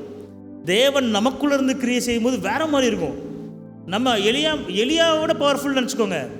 எலியா கூப்பிட்டா ஆண்டவர் வரணும், அக்கினியை போடணும். நம்ம எலியாவை பெருசாக பார்க்குறோம்ல, அவர் சொன்னோன்னே ஆண்டவர் அக்கினி இறக்கிட்டாருப்பான்னு பார்க்குறோம்ல. ஆனால் அவர் நமக்குள்ளே இருந்தா, நம்ம அவருக்கு ஏற்ற மாதிரி நம்மளோட வாழ்க்கையை விட்டு கொடுத்தா நம்ம வேறு லெவலில் இருந்திருப்போம். அதை தான் ஆண்டவர் கேட்குறாரு. உங்களுக்குள்ளே இருக்கிற எண்ணெய் யூஸ் பண்ணிக்கோங்கப்பா, ஏன் சும்மா வச்சுருக்கீங்க? கேட்குறாரு. ஸோ அதே ஆண்டவர் தான் நம்மகிட்ட பேசுகிறாரு. இதே ஆவியானவர் வந்துட்டு நமக்குள்ளே இருக்கிறதுனால இவ்வளோ கிரியைகளை நம்மளால் பண்ண முடியும். ஆனால் நம்ம பண்ணாமல் இருக்கிறதால அவர் ஆவியை எடுத்து போடுறது கிடையாது. ஆனால் நம்ம பண்ணாமல் இருக்கிறதால அவருடைய மகிமையை நம்ம கம்மியாக எடை போட்டு வச்சுருக்கோம். இன்னும் நிறைய பாஸ்டர்ஸை தேடி போகிறோம் நம்ம சமாதானத்துக்காக. இங்கே சர்ச்சில் ஒன்றும் கிடைக்கல, இன்றைக்கி நம்ம வேறு சர்ச்சுக்கு போய் பார்ப்போம், இந்த கூட்டத்துக்கு போய் அங்கே கூட்டத்துக்கு பெரிய ஆள் வராராம்ப்பா, அங்கே போய் பார்ப்போம், இங்கே போய் பார்ப்போம், அலைஞ்சிக்கிட்டே இருக்கும். ஆனால் ஆவியானவர் உள்ளே தான் இருக்கார். தேவனே உங்களுக்குள்ளே இருக்கும்போது நீங்கள் தேவனை வெளியே போய் தேடுறது வீணாயிரும் லைஃபே. இவர் இன்னொரு பியூட்டிஃபுல் வசனம் போன வாரம் தான் படித்தோம் டிடிஏயில். இந்த வசனம் எனக்கு ரொம்ப ரொம்ப பிடிச்சிச்சு. வெளிப்படுத்தலில் 21 3 அவர் சொல்கிறாரு, பரலோகத்திலிருந்து உண்டான ஒரு பெரும் சத்தத்தை கேட்டேன். யார்? யோவான் கேட்குறாரு. இதோ மனுஷர்களிடத்திலே தேவனுடைய வாசஸ்தலம் இருக்கிறது, அவர்களிடத்தில் அவர் வாசமாயிருப்பார், அவர்களும் அவருடைய ஜனங்களாக இருப்பார்கள். தேவன் தாமே அவர்களோட கூட இருந்து அவர்களுடைய தேவனாயிருப்பார். இது எங்கே தெரியுமா? எல்லா உலகமும் அழிஞ்சு புதிய வானம் புதிய பூமி உருவாயிரும். எப்போ? நம்ம ஒருத்தனுக்காக வெயிட் பண்ண, அந்தி கிறிஸ்துக்கு வெயிட் பண்ணிருக்கோம். நம்ம அந்தி கிறிஸ்து வந்துட்டு போயிட்டு ஆண்டவருடைய 1000 அரசாட்சி முடிஞ்சு எல்லா நியாய தீர்ப்பு முடிஞ்சு பிசாசே இனிமேல் கிடையாது, அவனை நரகத்தில் போட்டுருவார். ஃபுல் எட்டர்னிட்டி நித்தியத்துக்கு நரகத்தில் போட்டுருவார். அதுக்கப்புறம் பிசாசு நினச்சாலும் நம்மளை வந்து பேசக்கூட முடியாது. பழத்தை சாப்பிட்றியாப்பா அப்படி கேட்க முடியாது. ஸோ அந்த லெவலில் இருக்கும்போது அவர் சொல்கிறாரு, மனுஷர்களிடத்திலேயே தேவனுடைய வாசஸ்தலம் இருக்கிறது, அதில் இருக்கும் புதிய பூமியை உருவாக்கிட்டு அந்த புதிய எருசலேம் கேபிட்டல் வந்துட்டு வானத்திலிருந்து கீழே இறங்கி வருமா பூமிக்கு. அதுதான் கேபிட்டலாக இருக்குமா. நம்மளை வானத்துக்கு கூட்டு போகிறவர் இல்லையோ, கேபிட்டலை இங்கே வைக்கிறாரு. அங்கே இருந்து அவர் அரசாட்சி பண்ண போகிறாரு.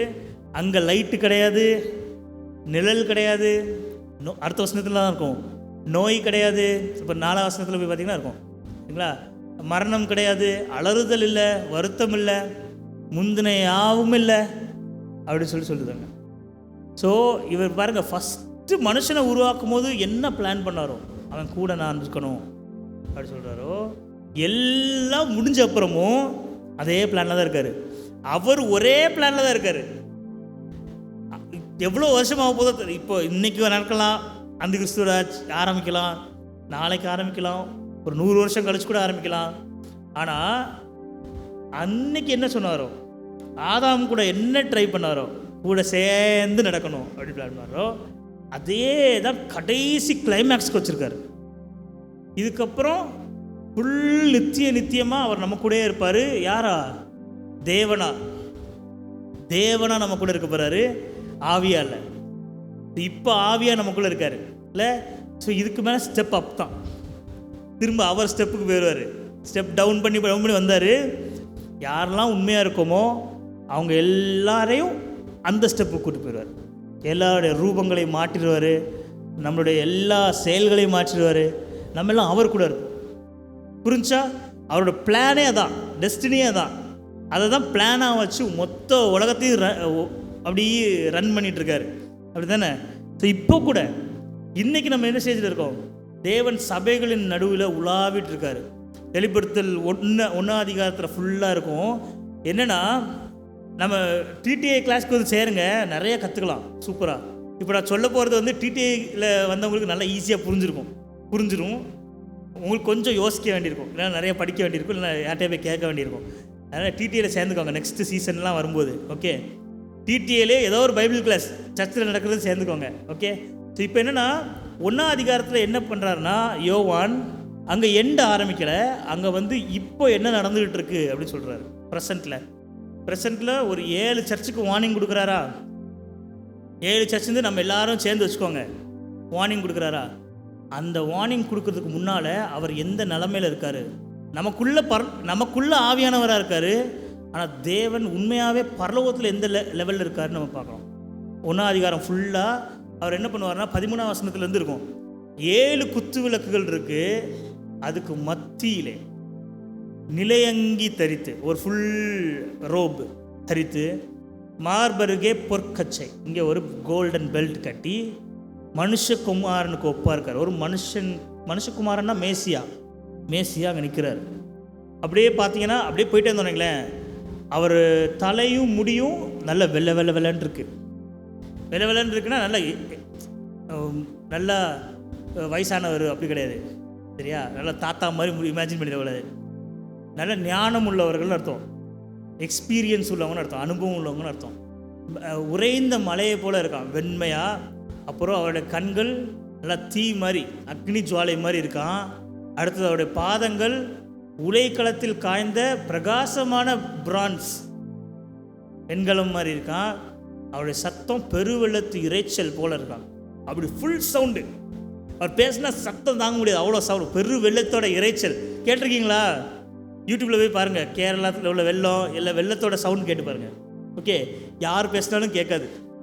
ஓகே, அடுத்தது வலது கரத்தில் 7 நட்சத்திரம் வச்சுருக்காரு. எப்படி இமேஜின் பண்ணிட்டே இருங்க, இவர் இப்படி தான் பரலோகத்தில் இருக்கார். இப்போ வலது கரத்தில் 7 நட்சத்திரம் வச்சுருக்காரு. அவர் வந்துட்டு வாயிலிருந்து 2 சைடும் ஷார்ப்பாக இருக்கிற பட்டயம் புறப்படுது.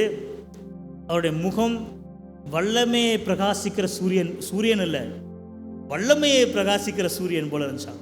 லைட்டை பிரகாசிக்கிறது இல்லை, பவரை பிரகாசிக்குது. அவரை பார்த்தோன்னே யோவான் அப்படி செத்தவனை மாதிரி விழுந்துட்டாரான், தப்புன்னு விழுந்துட்டாரான்.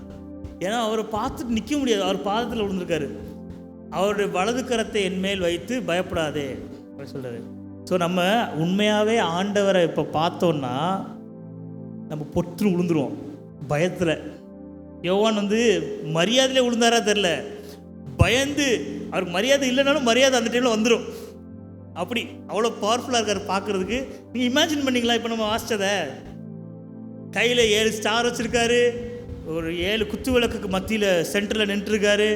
அப்புறமா அப்படியே ஃபுல் அங்கி போட்டு கோல்டன் பெல்ட் போட்டு முகத்துலேருந்து அப்படியே சூரியனை பார்த்தா எப்படி கண்ணு கூசும், அப்படி லைட்டு வருது, அதுலேயே கண்ணு தீ எரிஞ்சிட்ருக்கு. காலில் அப்படி வெண்கலம் மாதிரி ஷைனிங்காக இருக்குது. இமேஜின் பண்ணிங்களா? ஏன்னா கால் மட்டும் தான் தெரியுது, ஃபுல் ரோப்பில் வேறு எதுவும் சொல்லல. அவர் கால் மட்டும் தான் தெரியுது, கையில் ஸ்டார் இருக்குது. அப்படி அந்த குத்துவலத்துக்கு மக்கள் நின்றுட்டுருக்காரு. பார்த்தா என்ன ஆகும்? திடீர்னு கண்ணை முழிச்சு, எப்போ தம்பிங்க வாங்கப்பா அப்படின்னு ஒருத்தர் கூட்டு போகிறார், ஒரு தேவதூதனவங்களை. திடீர்னு பார்த்தா அவர் நிற்காரு. என்ன ஆகும்? இது வரைக்கும் இருந்த பயம்லாம் சேர்ந்து வந்துடும். அதனால தான் அவர் சொல்கிறாரு, பயத்தில் டமால்னு விழுந்துட்டார். விழுந்ததும் அவர் சொல்கிறார், பயப்படாதாப்பா சொல்கிறார். ஓகே, ஸோ இதுதான் தேவன் இப்போ இருக்கிற அந்த மகிமையில் இருக்கிறார். இந்த மகிமையில் தான் இருக்கார். அந்த கடைசி இந்த அதிகாரத்தில் லாஸ்ட் வருஷம் 41 என்னமோ தெரில, 41 தானே கடைசி வருஷம் இந்த அதிகாரத்தில். அதில் என்ன இருக்குன்னா, 7 நட்சத்திரமும் 7 சபைகளுடைய தூதர்கள். ஸோ 7 சர்ச்சுக்கும் அனுப்ப போகிற தூதர்களை அவர் கண்ட்ரோலில் வச்சுருக்காரு. வழக்கரத்தில் 7 குத்து விளக்குகளும் 7 சபைகள், அதுக்கு மத்தியில் தான் அவர் நிற்கிறாரு. ஸோ இப்போ உள்ள சபைகளுக்கு மத்தியில் இந்த தேவன் நின்றுட்டுருக்காரு, இந்த மேசியா அவர் நின்றுட்டு தான் இருக்கார். இல்லை இன்னும் ஒர்க் அவுட் பண்ணல, அதனால நம்ம தப்பிச்சிட்ருக்கோம்னு நினைக்கிறேன். ஆவியானவர் சிம்பிளாக நம்மகிட்ட சாஃப்டாக சொல்கிறதுனால நம்ம குறைவாக மதிப்பிடுறோம். அவனோட ஒரிஜினல் கெத் இதுதான். சபைகளுக்கு நடுவில் உலாவராருன்னதே சும்மா புகை மாதிரி நினச்சிடக்கூடாது, சும்மா ஆவியாக இப்படி பார்த்துட்டு இருக்காரு நினச்சிடக்கூடாது. இந்த தேவன் சபைகளுக்கு நடுவில் நிற்கிறார். அந்த கணத்தை நம்ம கொடுக்கணும். இப்போவும் பாருங்க, சபைகளுக்கு நடுவில் நின்றுட்டு தான் இருக்கார், வெளியே எங்கேயும் நிற்கல. சபைகளுக்கு நடுவில் தேவன் இருக்கார். அந்த கணத்தையும் மரியாதையும் கொடுக்க தவறிடக்கூடாது நம்ம. இது ஃபஸ்ட்டு ஸ்டார்டிங் மட்டும் தான் யோவான் சொல்கிறது. இதுக்கப்புறம் தான் முடிவெல்லாம் சொல்லுவார். இந்த நேரத்தில் சபையில் ஆராதிக்கிற நேரத்தில் இது மாறாத சர்ச்சா, ஏஜி சர்ச்சாலாம் கிடையாது. சபைன்றாலே அவங்க தேவன் இருப்பார். தேவனை மகிமைப்படுத்துகிற இடத்துல அவர் இருப்பார். அவர் இருக்கிற இடத்துலேருந்து மகிமை தான் இருக்கும். ஸோ அவரை தொழுது கொள்கிற மாதிரி நம்ம ஆராதிக்கணும். அவரை ஆராதிக்கும் போது நம்ம என்ன பண்ணுவோம்? நம்ம தேவைகள்லாம் மறந்துட வேண்டியதானே. அவர் நம்ம கூட இருக்கணும்னு வராரு, நம்மளும் அவர் கூட இருக்க தான் கற்றுக்கணும். இல்லை, அவரை நம்ம ஹர்ட் பண்ணாதபடிக்கு நம்ம பார்த்துக்கணும். ஸோ என்ன செய்யணும், நம்ம என்ன செய்யணும் அப்படின்னா, ஃபஸ்ட்டு அவர் கூட இருக்கணும். லூக்கா 10:42 பார்த்தீங்கன்னா, மரியாள் இயேசு கிட்ட உட்காந்துருப்பா, மாத்தா வேலை பார்த்துட்டு இருப்பா. மாத்தாக்கு செம்ம டென்ஷன் ஆயிரும். நீங்கள் யோசிச்சு பாருங்கள், எல்லாருக்கும் நடந்திருக்கும். ஒரு கெஸ்ட்டு வந்திருக்காங்க வீட்டுக்கு, ஒரு பெரிய ஆள். நீங்கள் கஷ்டப்பட்டு சமைச்சிட்ருக்கீங்க, சமைச்சு எல்லாம் க்ளீன் பண்ணி ரெடி பண்ணிகிட்ருக்கீங்க. உங்கள் வீட்டில் உங்கள் பொண்ணோ பையனோ போயிட்டு அந்த கெஸ்ட்டுக்கிட்ட உட்காந்து கதை பேசிகிட்டு இருக்காங்க ரொம்ப நேரமாக. இங்கே உங்களுக்கு ஹெல்ப்பே இல்லை கிச்சனில், நீங்கள் ஒரு ஆளாக பண்ணிகிட்ருக்கீங்க, ஒரு காய்கறி கழுவுது கூட ஆள் இல்லை அப்படின்னா எவ்வளோ டென்ஷன் ஆகும். மார்த்தா சொன்னது கரெக்டு தான், நியாயம் இருக்குல்ல. அவருக்கு சாப்பாடு போட தான் நான் உழைச்சிக்கிட்டு இருக்கேன், நீ கதை பேசிட்டு இருந்தா அவருக்கு எப்படி சாப்பாடு போட? டைமுக்கு 12 மணி ஆச்சு, ஏசுக்கு பசிக்குமா இல்லையா? சாப்பாடு போடணுமா? இவ்வளோ தூரம் வந்திருக்காரு, நியாயம் தானே. ஆனால் மாத்தா வந்துட்டு எங்கே ஏசுக்கிட்டே அது கம்ப்ளைண்ட்டு பாருங்கள், தனியாக சமைச்சிட்ருக்கேன், எவ்வளோ டென்ஷன் கிளப்புறா பாருங்கள், அவருக்கு புத்தி சொல்லுங்கள் அப்படின்னு சொன்னால் அவர் சொல்கிறாரு, அவள் தான் கரெக்டாக செய்கிறா, எனக்கு சாப்பாடு தேவை கிடையாது, உன் கூட இருக்கணும் தான் வந்திருக்கேன், உன் கூட பேசணும் தான் வந்திருக்கேன், உங்கள் வீட்டில் சாப்பிட்டு போகிறதுக்காக வந்திருக்கேன், உன் கூட பேசணும். வாசப்படியிலேருந்து கதவு தட்டுறேன்றாரு. யாரை உள்ளே கூடுறீங்களோ வந்து உங்கள் கூட போஜனம் பண்ணுவேன்றார். போஜனம் பண்ணுவேன்றது நம்ம திருப்திக்காக. நம்ம சமைச்சதை கெஸ்ட்டு சாப்பிட்டா நமக்கு திருப்தி ஆகுமா? சாப்பிடாமல் போயிட்டாங்கன்னா, பிரியாணி செஞ்சு வச்சுருக்கோம், கெஸ்ட்டு சாப்பிடாமல் போயிட்டாங்கன்னா ஒரு மாதிரி மனசு கஷ்டமாகவே இருக்கும். பிரியாணி மீதி இருக்கிறது பசங்களுக்கு ஹாப்பியாக இருக்கும், ஆனால் செஞ்சவங்களுக்கு சாப்பிடாமல் போயிட்டாங்களேன்னு இருக்கும் இல்லை. அதுக்காக சாப்பிடுவார். ஆனால் அவரோட இன்டென்ஷன் சாப்பிட்றது கிடையாது, நம்ம கூட உட்கார்றது. ஸோ மார்த்தா தான் கரெக்டாக செலக்ட் பண்ணியிருக்கா. நீ ஹோட்டலில் கூட வாங்கி கொடு, என்னத்தை வேணால் சாப்பிட்ற, நீ இங்கே வந்து உட்காருன்னு மார்த்தாவை கொடுவார் இல்லை. ஸோ அவரோட இன்டென்ஷன் நம்ம கூட இருக்கிறது, நம்மக்கிட்ட இருந்து எதையும் பெற்றுக்கொள்வது இல்லை. நான் உங்களுக்காக இது பண்ண ஏசப்பா, இது பண்ண ஏசப்பா, இது பண்ண ஏசப்பாக்கெல்லாம் அவர் இம்ப்ரெஸ் ஆக போகிறதில்ல. நான் உங்கள் கூட இருந்தேன் ஏசப்பா, உங்கள் கூடயே நடக்கிறேன் ஏசப்பா, அவருக்கு தான் இம்ப்ரெஸ் ஆகிறாரு. புரிஞ்சா? இப்போ உபவாசம் பண்ணுறேன்னு எதுக்காக உபவாசம்? இப்போ நான் ஃபாஸ்டிங் இருக்கும்போதெல்லாம் யாராவது கேட்பாங்க, எதுக்கு ஃபாஸ்டிங் கேட்பாங்க. எதுக்கு ஃபாஸ்டிங்னு எனக்கு தெரியும், நிஜமாக தெரியாது. நிஜமாகவே நான் எதாவது தேவைன்னா நான் ஃபாஸ்டிங் இருந்ததே கிடையாது. எனக்கு உண்மையாகவே தெரியாது எதுக்கு ஃபாஸ்டிங் கேட்குறாங்கன்னு. ஏன்னா எதுக்கு நான் அப்புறம் கேட்க ஆரம்பித்தேன், எதுக்கு ஃபாஸ்டிங் அப்படின்னு கேட்டால், இல்லை ஒரே கடன் தொல்லை பிரதர், கடனுக்காக தான். என் பிள்ளைக்கு கல்யாணமே இல்லை பிரதர், இல்லை சொந்த வீடு கட்டணும் பிரதர், இதுக்கு ஃபாஸ்டிங். உங்கள் தேவைக்கு நீங்கள் சாப்பிடாமல் இருக்கிறதுக்கு அவர் எது கொடுக்கணும்? அது வேற எங்கேயாவது கோயிலில் கிடைக்கும், கரெக்டாக. இங்கே கோயிலில் போய் அப்படி விரதம் இருந்து பண்ணிக்கலாம், அது வேற. இங்கே அவர் அதை கேட்கவே இல்லை. எல்லாத்தையும் விட்டுட்டு சாப்பிட்றத கூட மறந்துட்டு தேவனு கூட இருக்கிறது தானே ஃபாஸ்டிங். உலகத்தில் இருக்கிறதெல்லாம் விட்டுட்டு தேவன் கூட போய் உட்கார்ந்தீங்கன்னா அதானே ஃபாஸ்டிங். நெக்ஸ்ட்டு வெள்ளிக்கிழமை ஃபாஸ்டிங் போயிருக்க வாங்க, தேவைகளோடு வராதிங்க, உங்கள் கூட டைம் ஸ்பெண்ட் பண்ணணுன்னு வாங்க. ஆண்டவர் கூட டைம் ஸ்பெண்ட் பண்ணணும், கொஞ்சம் சாப்பிட்டு போகலாம் அப்படின்னு இருக்கிறது வேஸ்ட்டு.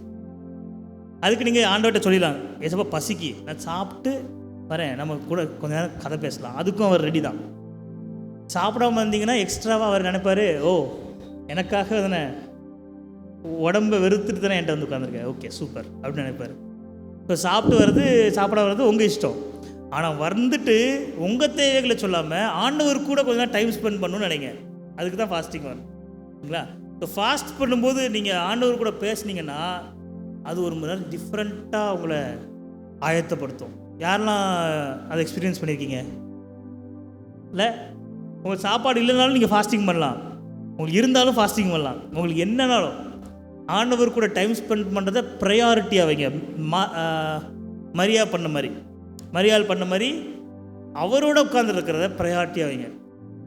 வேலை கிடக்குது, வேலை, ஆண்டவர் எப்போ வருவார் திரும்ப வீட்டுக்கு, ஏசப்பா இப்போ தான் வந்திருக்காரு அப்படின்னு ஒரு ஹாப்பியாக உட்காந்தா பாருங்க, அதை ப்ரையாரிட்டியில் வைங்க. ஸோ அதை தான் தேவன் விரும்புகிறாரு. அதுக்கப்புறம் 27 சங்கீதம் 27:4 தாவீது சொல்லுவார், கர்த்தரிடத்தில் ஒன்றை நான் கேட்டேன், அதையே நாடுவேன், நான் கர்த்தருடைய மகிமையை பார்க்கும்படியாகவும் அவருடைய ஆலயத்தில் ஆராய்ச்சி செய்யும்படியாகவும் நான் என் ஜீவனுள்ள நாளெல்லாம் கர்த்தருடைய ஆலயத்தில் தங்கியிருப்பதையே நாடுவேன். அவர் ஒரே ஒரு விஷயத்தை கேட்டாராம் ஏசப்பட்ட. என்னது? அவர் சொந்த வீடு கேட்டாரா? அவர் பையனுக்கு கல்யாணம் பண்ணிக்கணும்னு கேட்டாரா? எதுவும் கேட்கல. என்ன கேட்டார்? நான் கர்த்தருடைய மகிமையை பார்க்கணும், அவருடைய ஆலயத்தில் ஆராய்ச்சி செய்யப்படியும். ஆலயத்தில் ஆராய்ச்சி பண்ணுறது என்ன? அவர் வார்த்தையை உட்கார்ந்து பார்த்துட்டே இருக்கிறது. இதில் என்ன சொல்லியிருக்காரு, இதில் என்ன சொல்லியிருக்காரு, இதில் என்ன சொல்லியிருக்காரு, இப்படி பார்த்துட்டே இருந்தாலே எல்லாருமே செய்தி கொடுக்கலாம். இல்லை எத்தனை மணிக்கு வந்துச்சுன்னா இதில் மெசேஜ், நாளைக்கு செய்தி கொடு தமிழில் எங்கள் அப்பா இருப்பாங்க, 11:30 நினைக்கிறேன், நாளைக்கு செய்தி கொடு, இவ்வளோ தான் இருந்துச்சு. நான் ஓகே அப்படின்னு விட்டேன். இதுக்கப்புறம் என்ன பண்ணும், நைட்டு தூக்கம் வருது எனக்கு, கரெக்டாக தூக்கம் கண்ணு மூடிட்டு இருக்கு, டிங்குன்னு அடித்து பார்த்தா இது, அப்புறம் தூங்கிட்டேன். இப்போ முன்னாடியே ஆராய்ச்சி பண்ணுறதுனால என்னால் செய்தி கொடுக்க முடியும். இல்லைன்னா நைட்டு ஃபுல்லாக நான் உட்காந்து இருக்கணும். நைட்டில் தூக்கத்தில் எனக்கு என்ன கிடைக்கும்? ஆண்டவர் பேசினாலும் கண்ணு கேட்காது, இல்லை கண்ணு தூங்கிடும். கரெக்டாக? ஸோ ஆராய்ச்சி பண்ணிக்கிட்டே இருக்கணும். பண்ணிகிட்டே இருக்க தான் நம்மளே செய்தியாளர் ஆயிடுவோம். வெளியே போனாலே அவனை கூப்பிட்டு வச்சு செய்தி கொடுத்து ஆரம்பிச்சிடுவோம், இல்லை?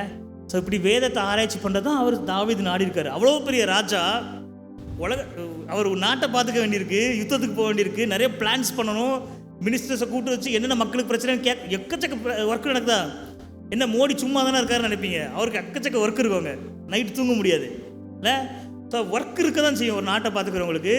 அவர் சொல்கிறாரு, நான் கர்த்தருடைய மகிமையை பார்க்கணும், அவருடைய வேதங்களை ஆராய்ச்சி பண்ணணும், அவர் ஆலயத்தில் தங்கியிருக்கிறதே எனக்கு பிடிச்சிருக்கு அப்படின்னு அவர் அதை ஒன்று தான் ஆசையாக கேட்டிருக்காரு.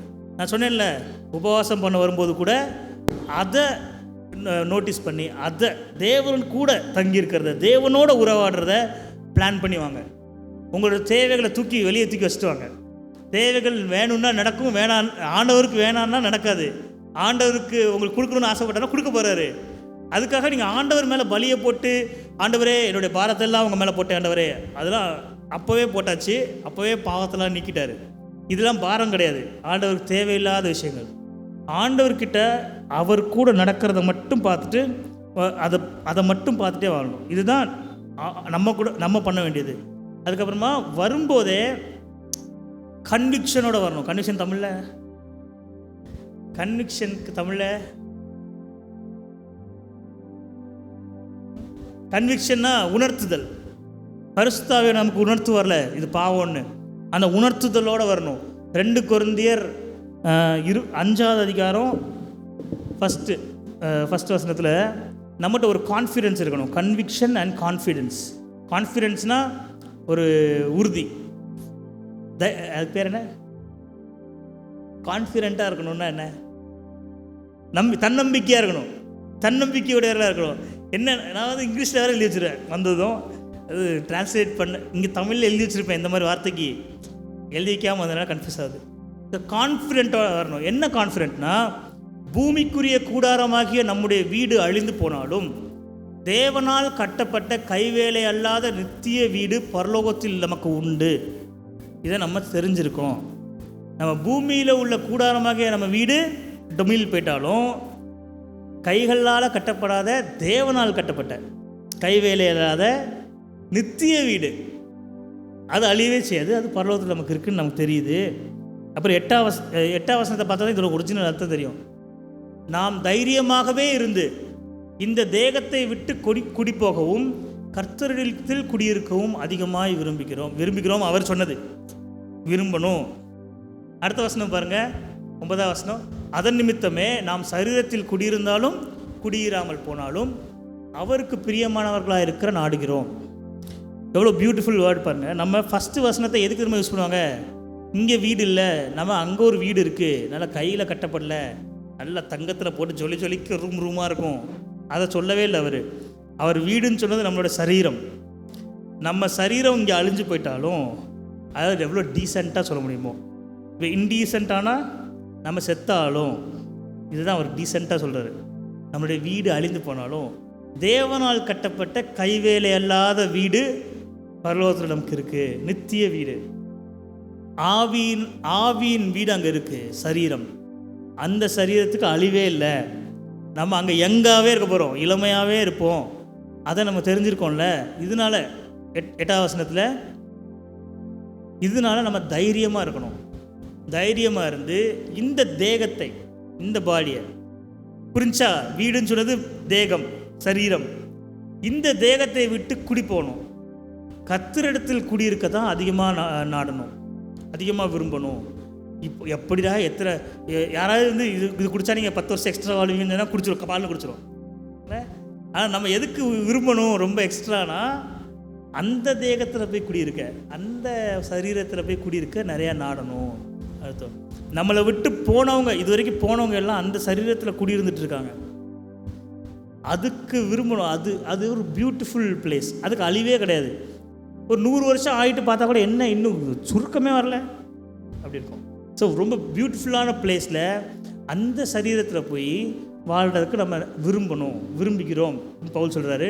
அடுத்த வசனம் பாருங்கள். அதன் நிமித்தமே, அதுக்காகவே இந்த சரீரத்தில் குடியிருந்தாலும் குடியிராமல் போனாலும், நம்ம உயிரோடு இருந்தாலும் சரி உயிரோட இல்லைனாலும் சரி அவருக்கு பிரியமானவர்களாக இருக்கணும். அதனால தான் பாருங்கள், அவங்கள கடைசி கொல்ற வரைக்கும் கூட அவங்க ஒரு தடவை கூட கர்த்தருக்கு பிரியமாக இல்லாமல் போயிடணும் அப்படின்னு நினைக்கவே இல்லை. அவருக்கு பிரியமாக இருக்க என்ன பண்ணும், அவருக்கு பிரியமாக இருக்க என்ன பண்ணணும்னு கடைசி செகண்ட் வரைக்கும் பவுல் யோசிப்பார். அப்போஸ்தலர்கள் யோவான் தவிர எல்லாருமே ரத்த சாத்தியத்தை தானே செத்தாங்க. ஸோ யோவான் தவிர எல்லாருமே கடைசி வரைக்கும் அவங்களை கொல்ற வரைக்கும் தேவனுக்கு பிரியமாக எதாவது பண்ணுறோமா பண்ணலையா இதை டெஸ்ட் பண்ணிட்டே இருக்காங்க. அந்த தைரியத்தில் தான் கொன்னுக்கோ ஒப்படைச்சிருவாங்க. ஸோ அதை தான் பவுல் சொல்கிறாரு, நம்ம உயிரோடு இருந்தாலும் சரி உயிரோடு இல்லைனாலும் சரி நம்ம அவருக்கு பிரியமாக இருக்கணும். மார்ட்டின் லூத்தர் கிங் வந்து ஒரு பாட்டு எழுதியிருக்காரு. அந்த லிரிக்ஸ் இருக்கா பாரு, mighty fortress is our God, a mighty fortress is our காட்னு ஒரு பாட்டு எழுதி ஒரு 600 வருஷம் ஆச்சு. நான் சொன்னேன்ல, கேத்தலிசிசம்லேருந்து அப்படி பிரிஞ்சு வந்துச்சுன்னு. மார்ட்டின் லூத்தர் கிங் தான் ஃபஸ்ட்டு பைபிள் எடுத்து படிக்கிறாரு 1000 வருஷம் கழிச்சு. 1000 வருஷமாக பைபிள் எங்கே தெரியுமா இருக்கும், இன்றைக்கி கூட இருக்கும். கேத்தலிக் சர்ச் பண்ணிங்கன்னா பைபிள் அப்படி விரித்து ஒரு கண்ணாடி கூண்டுக்குள்ளே வச்சு லைட் போட்டிருப்பாங்க. பார்த்துருக்கீங்களா? பைபிள் நமக்கு கொடுக்கப்பட்டது, நமக்கு வாசிக்கிறது கொடுக்கப்பட்டது.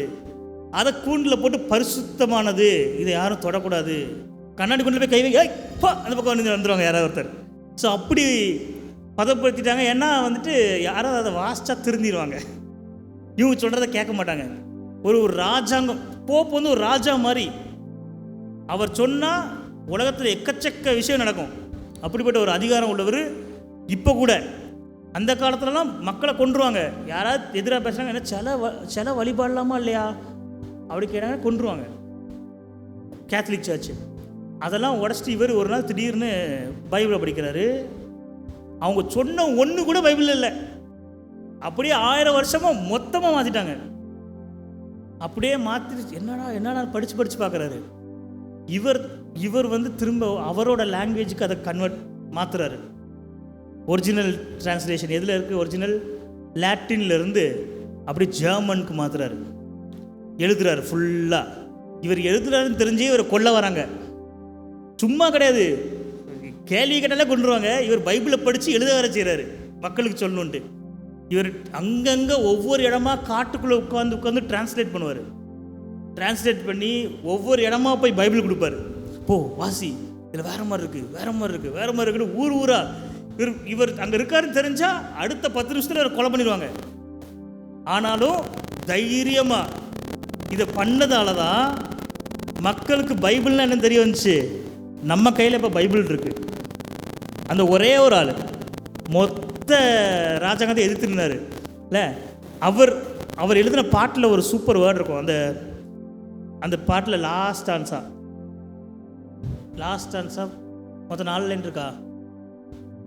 அந்த லைன் நான் பாடும்போது சூப்பராக இருக்கும். நான் நிறைய தடவை பாடுவோம், இங்கே பாட முடியாது ஏன்னா அதுக்கு டிரான்ஸ்லேஷன் கரெக்டாக இல்லை. அதை பாடுவோம், இங்கிலீஷில் தான் இருக்குது. இன்னும் நான் ஃபஸ்ட்டு ரீட் பண்ணுறேன், அதை இங்கே இருக்கான்னு பார்க்குறேன்.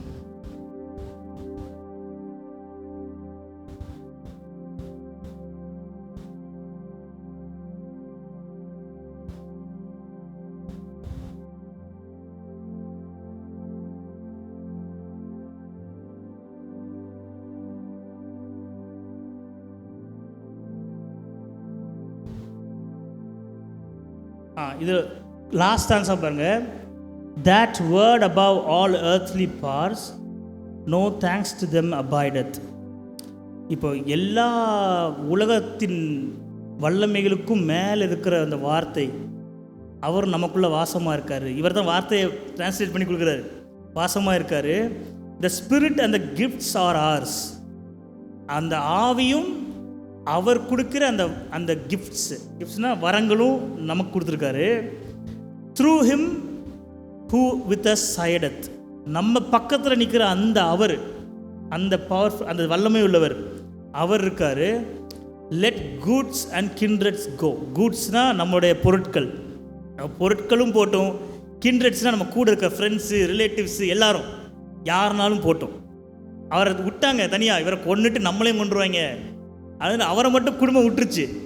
இவனால் நம்ம கொள்ள சாகக்கூடாதுன்னு அவர் சொல்கிறார், என் பணமும் போட்டோம், என் கூட இருக்க எத்தனை பேரும் போட்டோம். This mortal life also. மார்டல்னால் எப்படியும் சாவை தான் போகிறோம்ல. இம்மார்டல்னால் சாவு இல்லாதது. மார்டல்னால் சாவு இருக்கிறது. இந்த சாவுக்கு எதுவான இந்த ஜீவனும் போட்டோம். The body they may kill, God's truth abideth still. இந்த உடம்பை தான் அவங்களால கொல்ல முடியும். தேவ வார்த்தை இருக்கும். தைரியம் பாருங்க, எவ்வளோ தைரியம். இவரை சுற்றி மொத்த உலகமும் நிற்குது.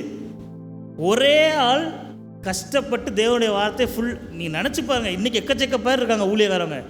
ஒரு ஆள் மொத்த உலகத்தையும் எதிர்த்து நிற்கிறாரு. அவர் சொல்கிறாரு, இந்த உடம்பை தான் உங்களால் கொள்ள முடியும். நான் கொடுக்க போகிற இந்த வார்த்தை நின்றுட்டே இருக்கும் பாரு. அந்த தைரியம். ஏன்னா அவர் அங்கே பவுல் சொல்கிறது ஞாபகம் வந்திருக்குமா இல்லையா? உயிரோடு இருக்கோமோ இல்லையோ, இது அந்த அந்த line. The body they may kill, God's truth, அவருடைய சத்தியம் அபைடத் ஸ்டில், அது கூடவே இருக்கும் அப்படின்னு சொல்கிறாரு. பவுல் சொல்கிறது என்னது? நம்ம உயிரோடு இருக்கோமோ இல்லையோ, நாம் வந்துட்டு அவரை பிரியப்படுத்த நாடணும். நம்ம கார் வச்சுருக்கிறதுனால தேவனுக்கு பிரியம் கிடையாது, தேவனுக்கு பெருமை கிடையாது. நான் பணக்காரனாக இருக்கேன், தேவனுடைய பிள்ளை, நான் இவ்வளோ பெரிய பணம் சம்பாதிச்சிட்டேன் பாருங்க, இது கர்த்தருக்கு பெருமையாக இருக்கும் கிடையாது. தேவனு கூட இருக்கணும், தேவன் பிரியப்படுறத பண்ணணும். இதுதான் அவர் விரும்புகிறது. இதுக்கு தான் அவர் ஆதாம் காலத்திலேருந்து உழைச்சிட்டே இருக்கார். கூடவே இருக்கணும், கூடவே இருக்கணும், கூடவே இருக்கணும் தான் ஃபுல் ஃபார்முலா. நித்தியத்துலேயும் பாருங்கள், நம்ம கூடவே இருக்கணும். இதுதான் அவருடைய ஃபுல் ஃபார்முலா. இதை மட்டும் யோசிச்சே நடப்போம். நம்மளோட தேவைகள்லாம் எடுத்து போட்டுருவோம். அவர் அதான் சொல்ல, லெட் குட்ஸ் அண்ட் கிண்ட்ரட்ஸ் கோ. என்னுடைய பொருட்களும் சரி, என்னுடைய நண்பர்களும் சரி, உறவினர்களும் சரி போட்டோம். திஸ் மார்டல் லைஃப், இந்த ஜீவனற்ற இந்த லைஃப்பும் போட்டோம். இந்த உடம்பை தான் கொள்ள முடியும், அந்த ட்ரூத் நிற்கும் அப்படின்னு சொல்கிறார்ல. இவ்வளோ தைரியமாக நம்ம எல்லாருமே நின்ட்டோம்னா எத்தனை பேர் எத்தனை சேஞ்ச் பண்ணலாம். ஒரு ஆள் மொத்த உலகத்தையும் சேஞ்ச் பண்ணார். இந்த தைரியத்தோட தேவனுக்கு கூடவே இருந்து போயிட்டு இருந்தோம்னா நம்ம மூலமாக பரிசுத்தாவினர் பயங்கரமான வேலை வச்சார். Okay, thank you so much. இதோ மனிதரின் மத்தியில் வாசம் செய்பவரே, எங்கள் நடுவிலே வசித்திட விரும்பிடும் தெய்வமே. இதோ மனிதரின் மத்தியில் வாசம் செய்பவரே, எங்கள் நடுவில் வசித்திட விரும்பிடும் தெய்வமே. உமக்கு சிங்காசனம் அமைத்திட உம்மை தொழுகிறோம் இயேசுவே. பரிசுத்த அலங்காரத்துடனே உம்மை தொழுகிறோம் இயேசுவே. உமக்கு சிங்காசனம் அமைத்திட உம்மை தொழுகிறோம் இயேசுவே. பரிசுத்த அலங்காரத்துடனே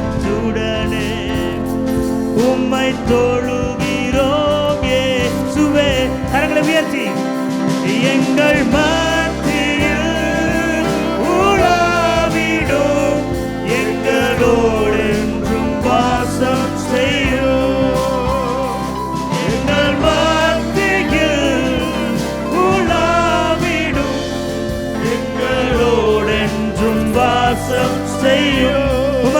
சிங்காசனம் உமக்கு சிங்காசனம் அமைத்திட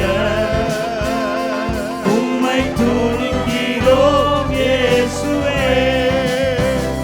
பரிசுத்த அலங்காரத்துடனே உம்மை தொழுகிறோம் இயேசுவே. உமக்கு சிங்காசனம் அமைத்திட உம்மை தொழுகிறோம் இயேசுவே. பரிசுத்த அலங்காரத்துடனே உம்மை தொழுகிறோம். எங்கள் உலாவிடும் எங்களோடென்றும் வாசம் செய்யும். எங்கள் மத்தியில் உலாவிடும் எங்களோடென்றும் வாசம் செய்யும். எங்கள் சபைகளிலே எங்கள் சபைதனில் உலாவிடும் எங்களோடென்றும் வாசம் செய்யும். சபைகள் எங்கள் சபைதனில் உலாவிடும் எங்களோடு